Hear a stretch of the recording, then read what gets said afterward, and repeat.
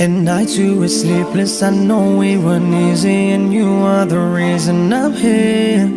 And no other feeling can top what you mean to me. I owe you all of my years. I love you the most. I just want you to know you gave me the अस्सलाम वालेकुम रहमतुल्लाहि व बरकातुहू। my heart will कैसे हो आप always सब? be hope you for all are you doing and well. ever. इस खूबसूरत से डीआईवाई को बनाने के लिए मैंने लिया है ये एक ओल्ड फ्राई पैन। ये मेरे पास बहुत टाइम से पड़ा हुआ था, इसका स्क्रू भी ढीला हो गया है, तो पहले मैं इसका स्क्रू कस लूँगी और उसके बाद मैं इस पर लगाऊंगी जेसो।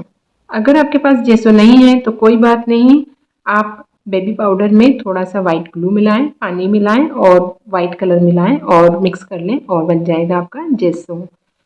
क्योंकि बिना जेसो के अगर आप पेंट करेंगे तो वो टिकेगा ही नहीं, इसलिए पहले हम जेसो करके इसको सुखा लेंगे, उसके बाद हम इस पर करेंगे पेंट।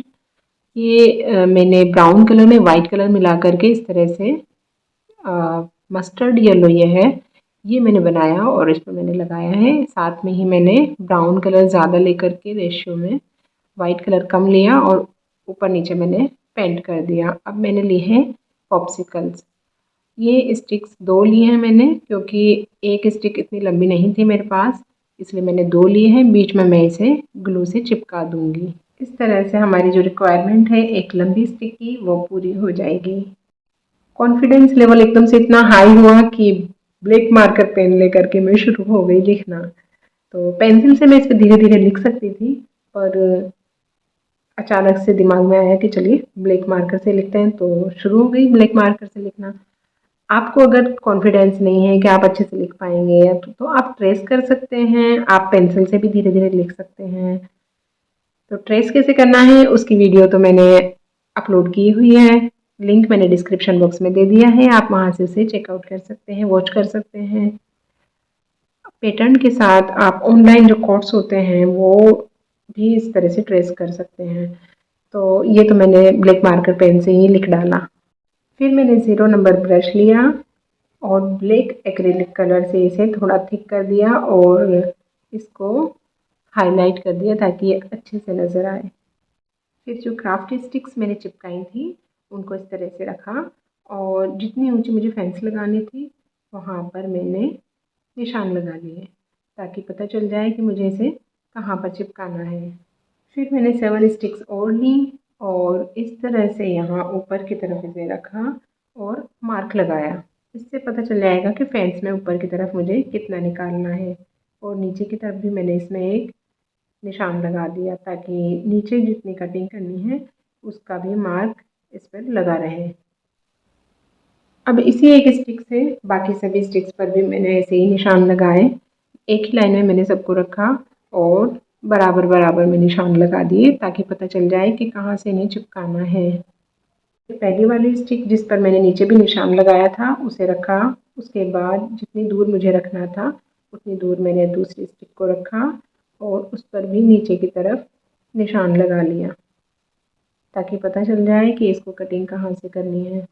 उसके बाद इसी तरह मैंने एक एक करके सभी को लाइन से रखा, बिल्कुल बराबर बराबर दूरी पर, और फिर उन पर भी मैंने निशान लगा दिए। और जितनी भी मार्किंग करनी है ये आप ध्यान रखें कि ये बैक साइड पे करनी है स्टिक के, फ्रंट साइड पे नहीं करनी है। मेरे इसमें लिखा हुआ है क्योंकि ये स्टिक्स मैंने बचाई हुई थी, परचेज़ नहीं की थी, तो इसलिए इस पर मैंने पीछे की साइड पर निशान लगाए हैं। अगर आपकी दोनों साइड सेम है तो आपको इसकी कोई टेंशन नहीं लेनी है, आप कहीं पे भी निशान लगा सकते हैं।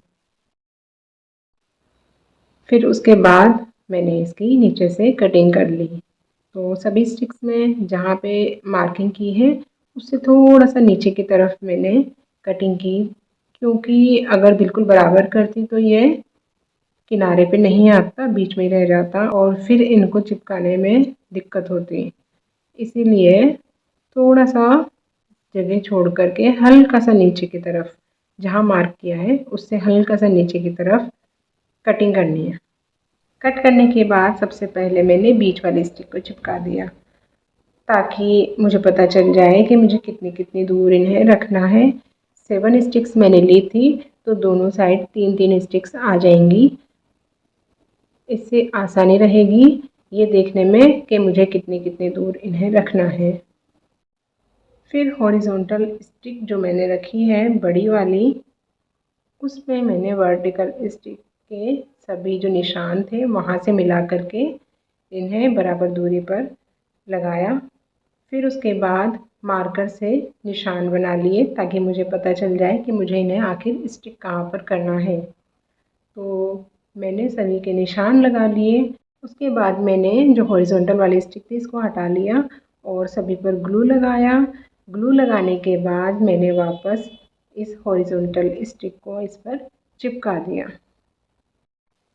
और इसमें एक स्टिक ऊपर एक स्टिक नीचे ऐसे चिपकी हुई है, तो थोड़ा सा सपोर्ट देने के लिए इन वर्टिकल स्टिक्स के नीचे मैंने कटी हुई स्टिक से रख दी ताकि ये एकदम चिपक जाए, वापस ना निकले। फिर जब भी मैंने सूखने रखा तो फिर इस फैब्रिक में से मैंने कर्टेन्स निकाल लिए।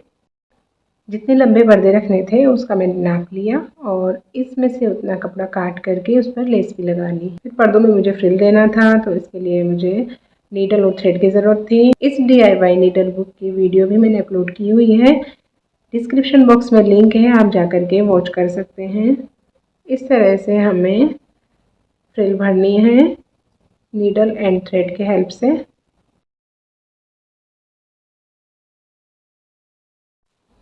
कर्टेन्स रेडी करने के बाद मैंने फेविक्रिल की माउल्डेड क्ले ली।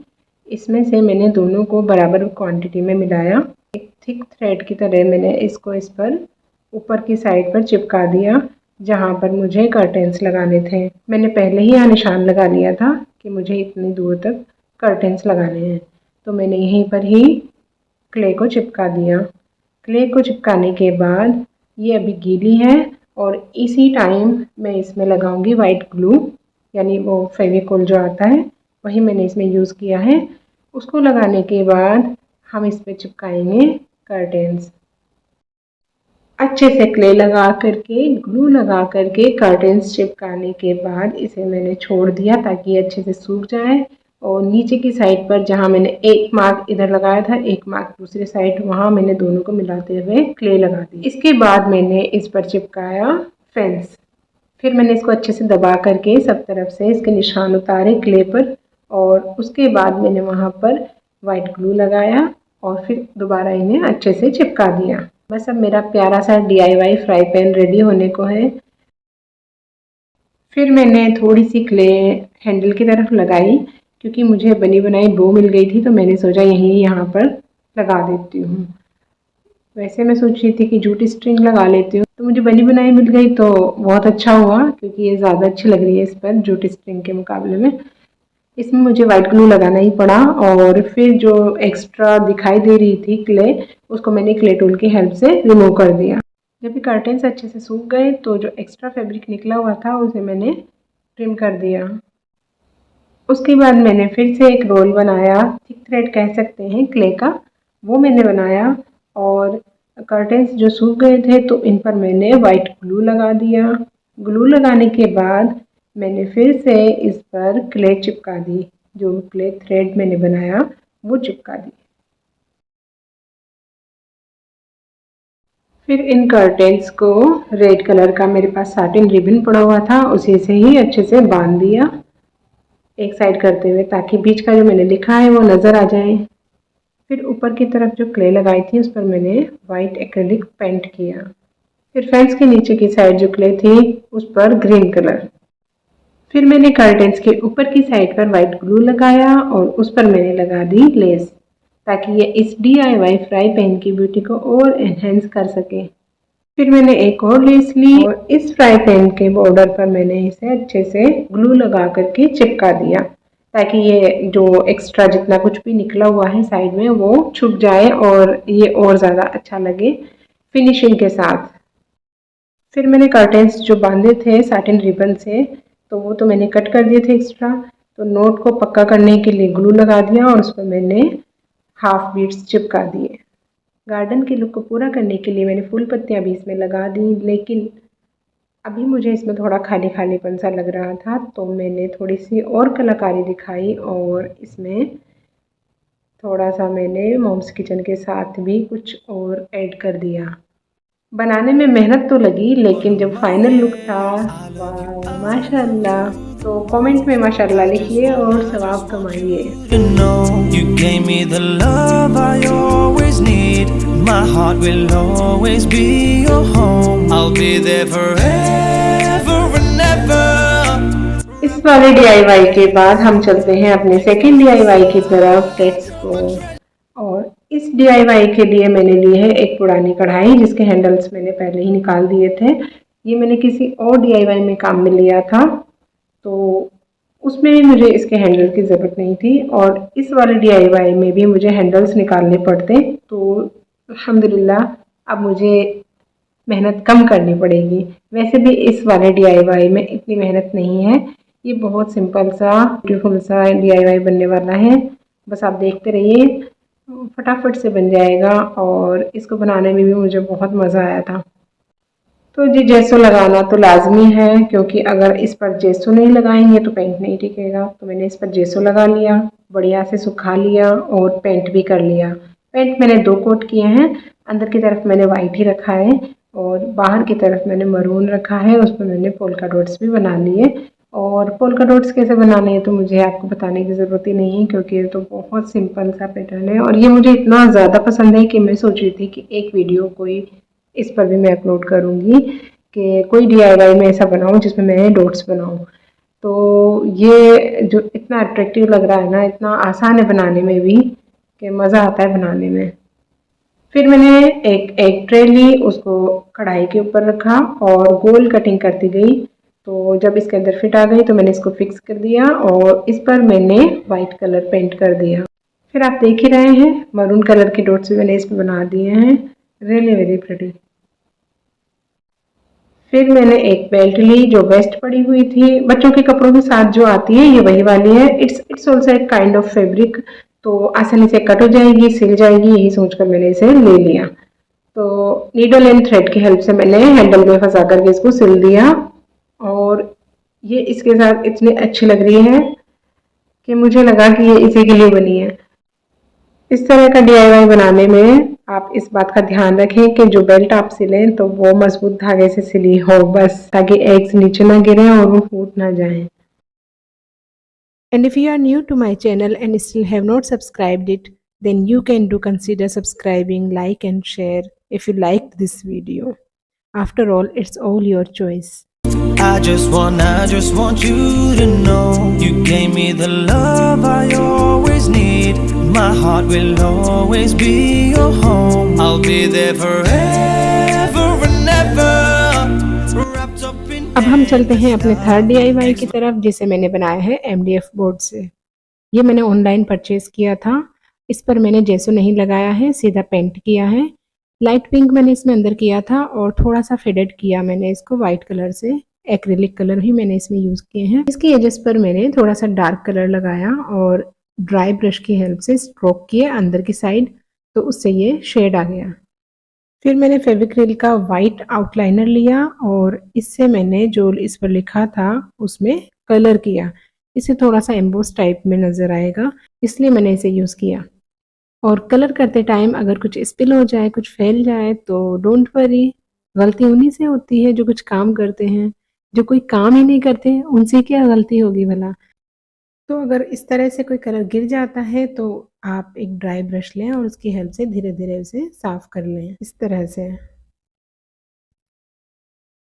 जब ये सब कंप्लीट हो गया और अच्छे से सूख गया, तो फिर मैंने ये इस तरह का एक पेच लिया। इस तरह के पेचेस आपको इजीली किसी भी टेलरिंग शॉप पर मिल जाएंगे। इसे मैंने वाइट ग्लू लगाया और इस पर प्लेस कर दिया। इस तरह के पेचेस लगाकर आप कोई भी DIY कंप्लीट कर सकते हैं, और उसके लिए आपको क्ले फ्लावर्स बना करके लगाने की या फिर आपको पेंटिंग करने की भी ज़रूरत नहीं पड़ेगी, और आपका एक खूबसूरत सा DIY भी रेडी हो जाएगा। फिर मैंने वाइट आउटलाइनर से इसके एजेस पर डॉट्स बना दिए पूरे सर्कल में, और ये हो गया खूबसूरत सा DIY रेडी। बस इसमें मैंने फिर वार्निश किया। वार्निश करने के बाद जो कुछ मैंने लिखा था उस पर मैंने ब्लैक मार्कर से आउटलाइन कर ली। उसके बाद वाइट ग्लू से मैक्रम लगाया और वॉल पर हैंग कर दिया। तो कैसे लगे मेरे ये तीनों DIYs, कमेंट करके ज़रूर बताएं। मिलते हैं नेक्स्ट वीडियो में, तब तक के लिए अपना बहुत ख्याल रखिए। अस्सलाम वालेकुम व रहमतुल्लाहि व बरकातुहू। Whenever I'm grateful, always a part of me.